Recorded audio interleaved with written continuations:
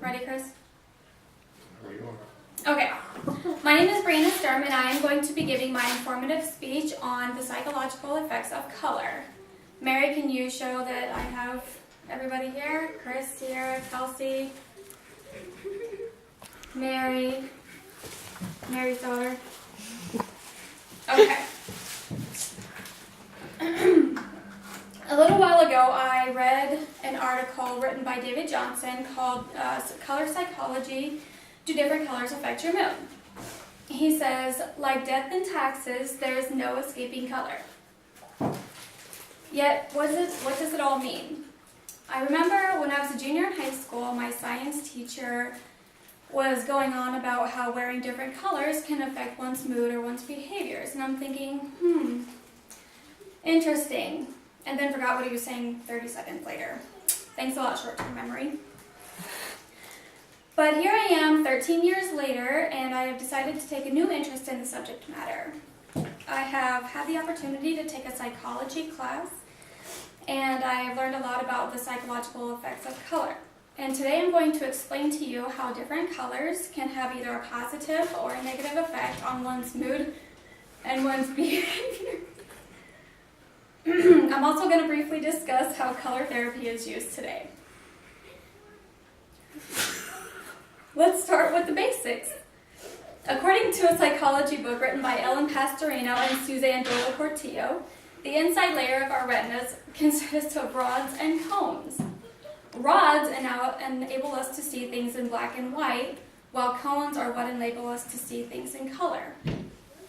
And when we see colors, a signal is then sent to our brains that can allow us to feel different things about what we've just seen. For example, those who look at the colors green and blue tend to feel more calm and serene. And people who look at warmer colors tend to have a feeling of warmth and comfort, and sometimes people even feel the exact opposite and they feel angry when they're looking at warm colors. Studies show that installing blue lights in some particular areas might actually reduce the crime in that particular area. Other studies have shown that exposing students to the color red before an exam actually gives that student poorer test scores, or that student tends to have poorer test scores than one that is not exposed to the color red. So you too, when you're taking tests in college, don't be wearing red. That information was given by Kendra Cherry in an article that she had written online. Now allow me to discuss perceptions among other cultures. In America, women typically wear white on their wedding day, which symbolizes purity and a fresh start. But in some Asian cultures, the color white is actually associated with death and grieving. Also in America, the color yellow makes us feel bright and happy. But in Egypt, it's actually the complete opposite. Again, their color yellow is used for mourning. Even within the same cultures, color can have different effects on different people. As stated by writer Doc Sonic, the color red will represent danger to some, but love and passion to others. He also says that the color yellow, as mentioned before, makes people feel happy and bright. However, studies have shown that some people who are constantly exposed to this color actually makes adults lose their tempers and makes babies cry. Sonic also claims the color brown suggests strength and security, that black represents death or sophistication, and that pink has a calming effect, or that of love and romance. After a brief overview of certain colors and how they make us feel different emotions, let's discover how colors are used in color therapy. Color therapy is used by physically putting a color somewhere on your body wherever you're needing therapy, or by actually exposing to somebody to that color on a constant basis, by putting them in a room that is painted all red or all blue and then have matching lighting.